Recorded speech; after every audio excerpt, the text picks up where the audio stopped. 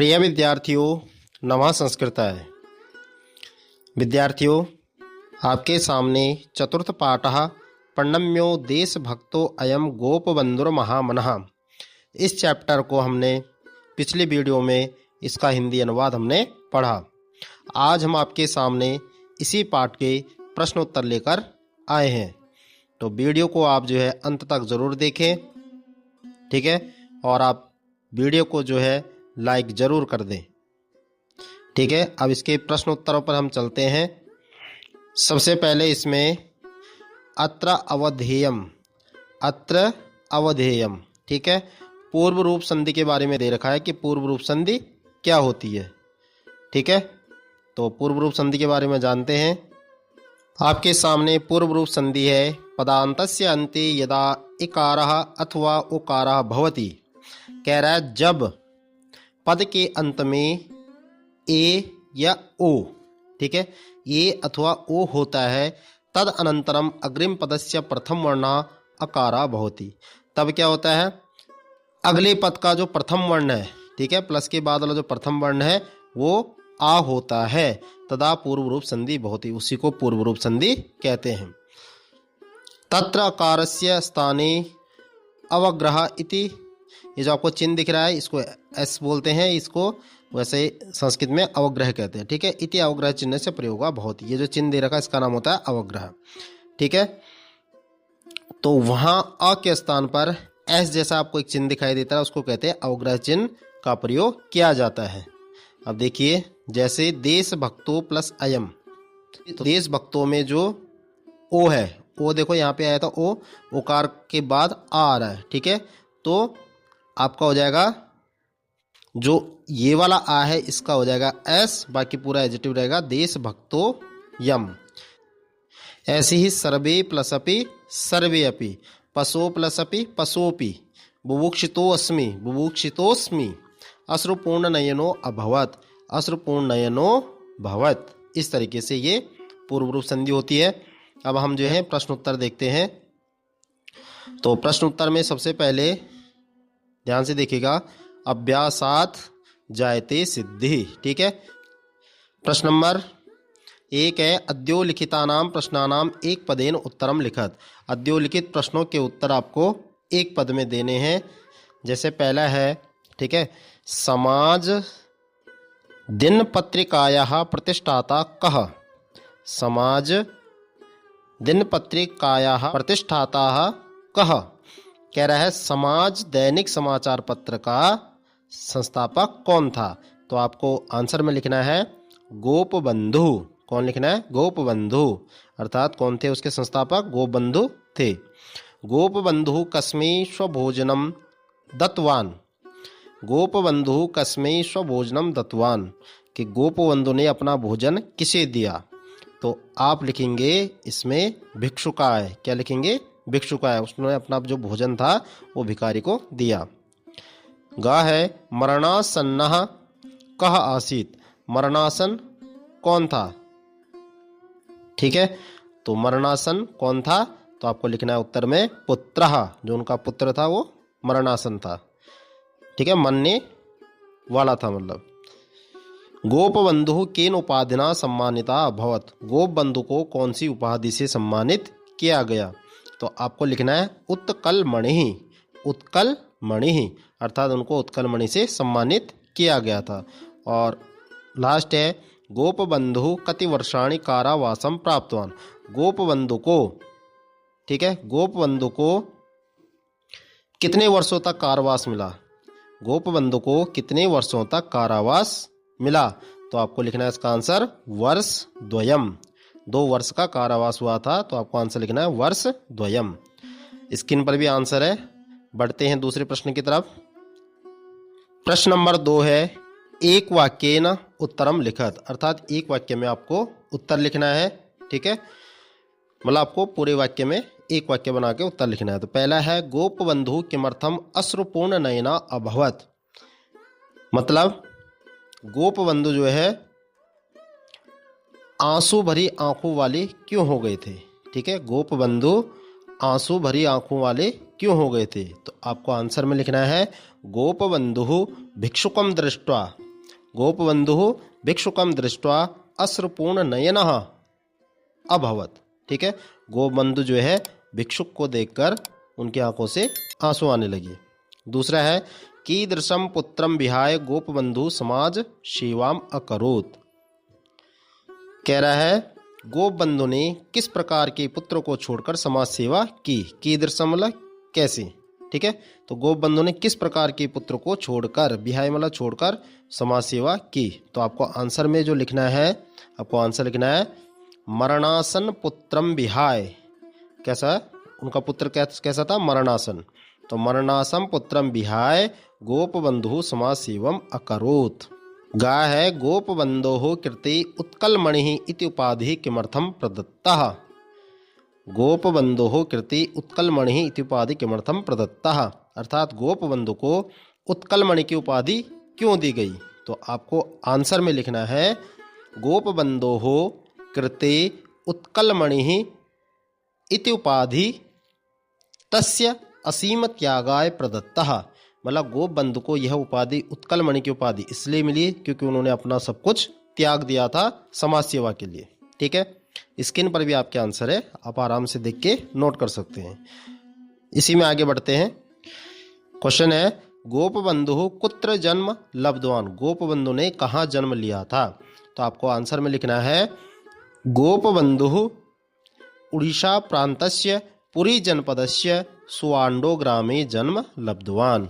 क्या लिखना है, गोपबंधु उड़ीसा प्रांतस्य पुरी जनपदस्य सुवांडो ग्रामे जन्म लब्धवान। ठीक है, और दूसरे का लास्ट है गोपबंधु सर्वदा केसाम उपयोगम कृतवान। ठीक है, गोपबंधु हमेशा किसका उपयोग करते थे। तो आपको लिखना है गोपबंधु सर्वदा स्वदेशस्य वस्त्राणाम उपयोगम अकरोत्। गोपबंधु जो थे वह हमेशा स्वदेशी वस्त्रों का उपयोग करते थे। क्या लिखना है, गोपबंधु सर्वदा स्वदेशस्य वस्त्राणाम उपयोगम अकरोत्। गोपबंधु जो है हमेशा स्वदेश यानी कि अपने देश के वस्त्रों का प्रयोग करते थे, अर्थात पहनते थे। ठीक है, प्रश्न नंबर 3 की तरफ बढ़ते हैं। प्रश्न नंबर 3 है कोष्टके दत्तानि पदानि उपयुज्य वाक्यानि रचयत। कोष्टक में ये जो आपके शब्द दिए गए हैं इनका उपयोग करके आपको वाक्यों की रचना करनी है। जैसे सबसे पहले हम बात करते हैं सेवाम। ठीक है, पहले सेवाम पर लिखते हैं। तो इसका हम बना सकते हैं गोपबंधु दरिद्राणाम सेवाम अकरोत्। गोपबंधु जो है दरिद्रों की सेवा करते थे, अर्थात गरीबों की सेवा करते थे। ठीक है, यहाँ पे आपको लिखना है। स्क्रीन पर भी आपके आंसर है। ठीक है, खा है सुस्वादुनि। ठीक है, तो हम लिख सकते हैं गोपबंधु भिक्षुकाय सुस्वादुनि व्यंजनानि अयच्छत। गोपबंधु भिक्षुकाय सुस्वादुनि व्यंजनानि अयच्छत। गोपबंधु जो है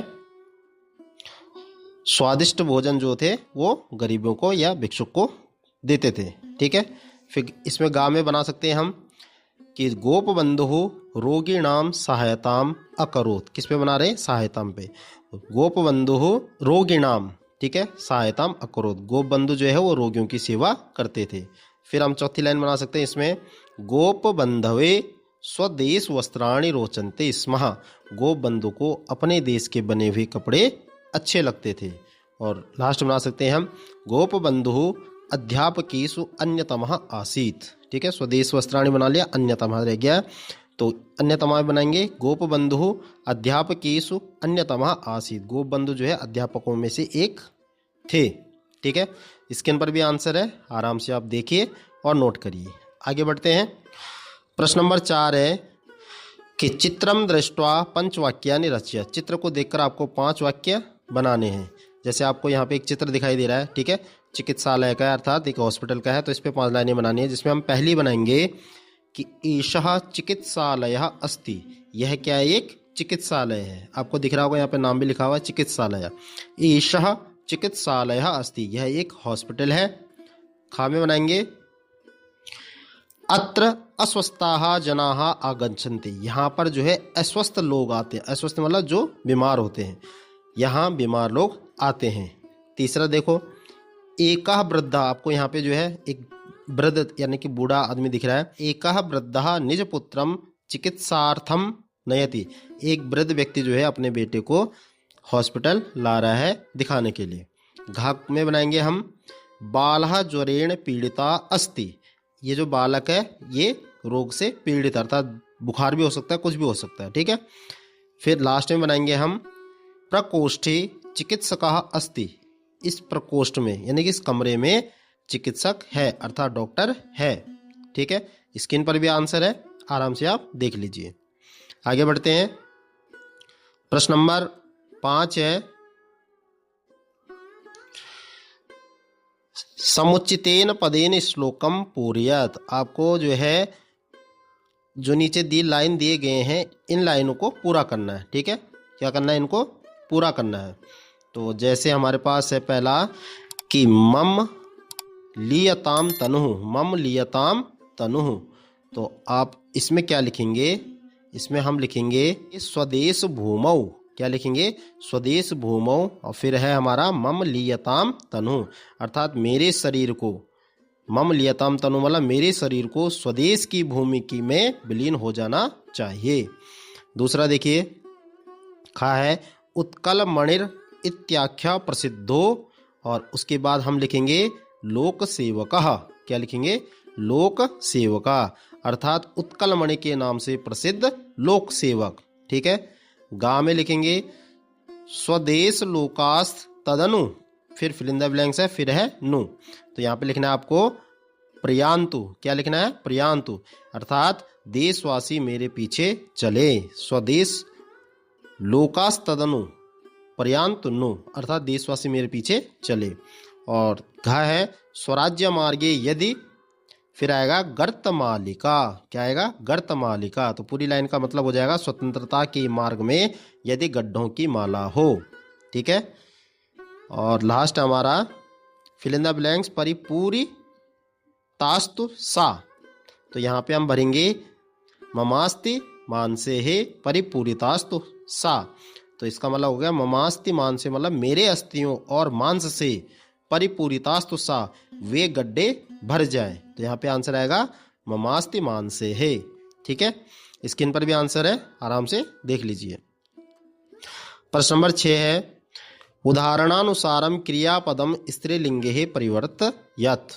ठीक है, उदाहरण के अनुसार आपको क्रियापद को स्त्रीलिंग में बदलना है। जैसे पहले में है आपका गतवान दे रखा है तो पुल्लिंग में है, इसको स्त्रीलिंग में बदला गतवती। ऐसे आपको सारे बदलने हैं। प्राप्तवान प्राप्तवती, क्या आएगा, प्राप्तवती अर्थात प्राप्त हुई। उपदिष्टवान तो इसको स्त्रीलिंग में बदलेंगे तो क्या बनेगा, उपदिष्टवती अर्थात बैठी हुई। गाय है भुक्तवान, पुल्लिंग में है, स्त्रीलिंग में बनाएंगे तो क्या बनेगा, भुक्तवती अर्थात भोजन कर चुकी। घा में देखिए कृतवान, पुल्लिंग में है, इसको स्त्रीलिंग बनाएंगे तो क्या बनेगा, कृतवती। ठीक है, इसका मतलब है किया हुआ। और उसके बाद है गृहीतवान, गृहीतवान का बनेगा गृहीतवती। गृहीतवान पुल्लिंग में है, गृहीतवती स्त्रीलिंग में है, इसका मतलब है ग्रहण किया हुआ। स्क्रीन पर भी आंसर है, आराम से देख लीजिए। अब बढ़ते हैं आगे प्रश्न नंबर 7 की तरफ। प्रश्न नंबर 7 है समुचितेन पदेन सह स्तंभो मेलयत। समुचित पदों का आपको मेल करना है। आपके पास 2 स्तंभ दे रखे हैं, ठीक है, इनको आपस में मैच करना है, आ और ई। ठीक है, पहला है समाजः, तो समाजः को मेल करेंगे। समाजः जो पत्रिका थी वो क्या थी, दिन पत्रिका। ठीक है, ममास्ति मानसे है, क्या है, ममास्ति मानसे है। ममास्ति मानसे है का आएगा परिपूरी तास्तु। ठीक है, उसके बाद है उत्कलमणि। उत्कलमणि किसको उपाधि मिली थी, गोपबंधु को। ठीक है, आ इति ये क्या है, एक ध्वनि है, क्रंदन ध्वनि अर्थात रोने की आवाज। ठीक है, उसके बाद है सुस्वादुनी, ये क्या थे, व्यंजन थे। ठीक है, स्क्रीन पर भी है, आप आराम से आंसर को देख सकते हैं। आगे बढ़ते हैं प्रश्न नंबर 8 पर।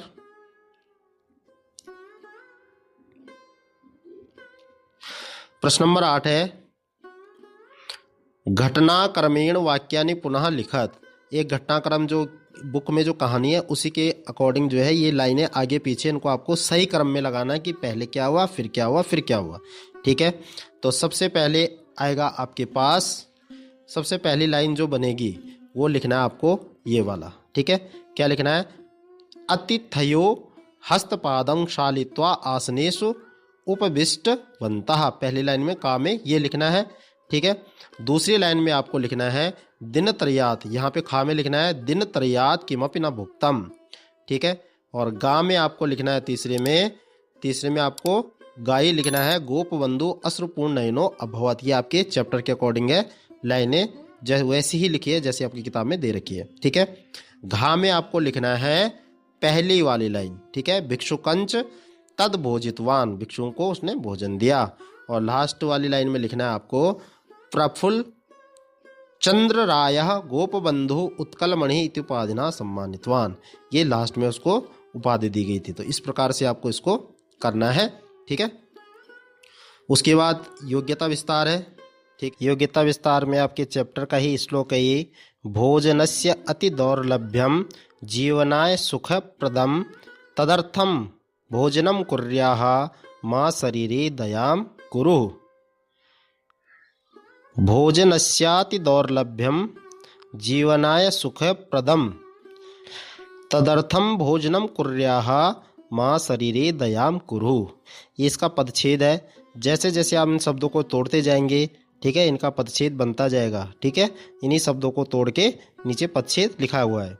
इसका अन्वय है भोजनस्य अति दौर्लभ्यम विद्यते जीवनाय सुखप्रदम भोजनम कुर्याः तदर्थम शरीरे दयाम मा कुरु। ये कह रहा है कि श्लोक बता रहा है कि भोजनस्य अति दौर्लभ्यम, अर्थात भोजन की अत्यधिक दुर्लभता है, भोजन की अत्यधिक दुर्लभता है। जीवनाय सुखप्रदम भोजनम कुर्याः, कह रहे हैं जीवन के लिए सुखप्रद है कौन? भोजन। जीवनाय सुखप्रदम भोजनम कुर्याः, कह रहे जीवन के लिए सुखप्रद है इसलिए भोजन करो। तदर्थम शरीरे दया माम कुरु, शरीर पर दया मत करो, ठीक है, शरीर पर दया मत करो, आप भोजन करो। ऐसे इसका भावार्थ है भोजनम अतीव दुर्लभम भवति, भोजन जो है बहुत ही दुर्लभ होता है। जीवनम अग्रे नेतुम सुखप्रदम भोजनम करणीयम, कि जीवन में आगे जो है सुखप्रद भोजन, शांतिपूर्वक बैठकर भोजन करना चाहिए। अतः शरीरस्य कष्टम विचिन्त्य भोजन विषये कदापि संकोचः लज्जा वा न करणीय, इसीलिए जो है शरीर के कष्टों के बारे में न सोचकर, ठीक है, भोजन के विषय में कभी भी जो है संकोच या लज्जा नहीं करनी चाहिए, भोजन करना चाहिए, ठीक है, लज्जा नहीं करनी चाहिए, भोजन करना चाहिए, ठीक है। आगे बढ़ते हैं इसमें। फिर उसके बाद ये गोपबंधु का एक जीवन परिचय दे रखा है, ठीक है, उत्कलमणि से विभूषित जो उनकी उपाधि थी, ठीक है, गोपबंधु दास से जीवन परिचय। उत्कलमणि गोपबंधु दास, उत्कलमणि उनकी उपाधि थी और गोपबंधु दास उनका नाम था। जन्म हुआ था उनका 9-10-1877 को उनका जन्म हुआ था, ठीक है। जन्म स्थान था उनका सुवांडो ग्राम में, पुरी जनपद के उड़ीसा राज्य में, ठीक है। उनके पिता का नाम था दैत्यारी दास, माता का नाम था स्वर्णमयी देवी और पत्नी का नाम था मोती देवी, ठीक है। उसके बाद MA उत्तीर्ण करा उन्होंने 1900 में रेवहिंसा महाविद्यालय में जो कि कटक उड़ीसा में है। BL उत्तीर्ण किया उन्होंने 1906 में कलकत्ता विश्वविद्यालय से। सत्यवादी वन विद्यालय से की प्रतिष्ठा की थी उन्होंने 1909 में। बिहार उड़ीसा व्यवस्थापक सभाया सदस्य, बिहार उड़ीसा के व्यवस्थापक सभा के सदस्य बने हुए 1917 में। समाज साप्ताहिक पत्रिकाया प्रकाशन, समाज साप्ताहिक पत्रिका का प्रकाशन उन्होंने 1919 में किया। भारतीय जातीय आंदोलन में उन्होंने योगदान 1920 में दिया और उत्कलमणि से विभूषित उनको उपाधि सम्मान मिली थी 1924 में, ठीक है। तो उसके बाद उनकी कुछ रचना थी, अवकाश चिंता, बंदिर हम पढ़ चुके, बंदिर आत्मकथा, कारा कविता, धर्मपद, गौ महात्म्य, नचिकेता उपाख्यान, ये इनकी रचनाएं जो उन्होंने लिखी। स्वर्गारोहण, ठीक है, एक साक्षी गोपाले, ठीक है, ये लिखी हुई है। उसके बाद सत्यवादी वन विद्यालय के ऊपर दे रखा है, ठीक है। भारतस्य प्रथमा मुक्त विद्यालय, जो उन्होंने वन विद्यालय खोला था वो भारत का पहला मुक्त विद्यालय था, यानी कि ओपन था, ठीक है। ये कह रहा है कि 1909 में, ठीक है, अगस्त 12 तारीख को साक्षी गोपाल नामक स्थान पर उन्होंने ये खोला था वन विद्यालय।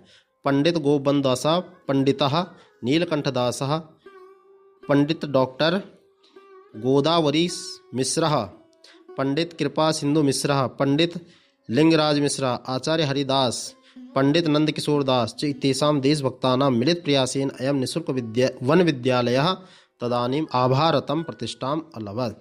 इन सभी ने मिलकर जो है इस वन विद्यालय को खोलने के लिए योगदान दिया। पंच सखाया, 5 जो उनके मित्र थे, इन्होंने मिलकर समाज सेवा की और शिक्षा विकासम च कार्यंत, और शिक्षा विकास को इन्होंने आगे बढ़ाया। स्वाधीनता आंदोलनाय जनान प्रेरयन्ति स्म, और स्वाधीनता आंदोलन के लिए इन्होंने लोगों को जागृत किया यानी कि प्रेरित किया। उसके बाद परियोजना कार्य है, ठीक है। परियोजना कार्य में स्वदेशस्य स्वतंत्रता संग्रामिणां नामानि संगृह्य तेषु एकस्य सचित्रां संक्षिप्त जीवनी लिखत। आपको जो है अपने प्रदेश की स्वतंत्रता संग्राम में उन ग्रामीणों के नाम लिखने हैं जिन्होंने स्वतंत्रता संग्राम में भाग लिया, और उसका चित्र बनाकर, उनका किसी का भी चित्र बनाकर आपको एक संक्षिप्त उनकी जीवनी लिखनी है। उसके बाद जलप्लाव पीड़ितानां सहायतार्थं स्वकीयम एकम कार्य योजनाम लिखत, यानी बाढ़ पीड़ितों की सहायता के लिए आपने, ठीक है, स्वकीयम अपने आप आपको एक कार्य योजना बनानी है, ठीक है। तो आज ये हमने प्रश्न उत्तरों पर आपकी विस्तार से चर्चा की। ये पाठ था आपका चौथा, ठीक है, और चौथे पाठ पे हमने आज विशेष रूप से चर्चा की इनके प्रश्न उत्तरों पर, और वो प्रश्न उत्तर हमने हिंदी में भी आपको समझाए, ठीक है। प्रश्न उत्तरों पर हमने हिंदी में भी चर्चा की, और पाठ का नाम था आपका प्रणम्यो देशभक्तो अयम गोपबंधुर महामना। इस पाठ पर हमने आज प्रश्न उत्तरों पर चर्चा की, ठीक है।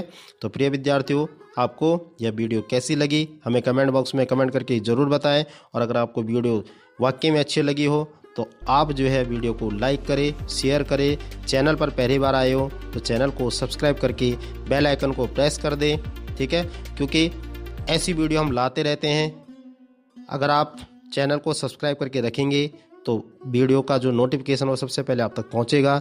मिलते हैं फिर एक नई वीडियो के साथ, 5वें चैप्टर के साथ। तब तक के लिए धन्यवाद, नमस्कार।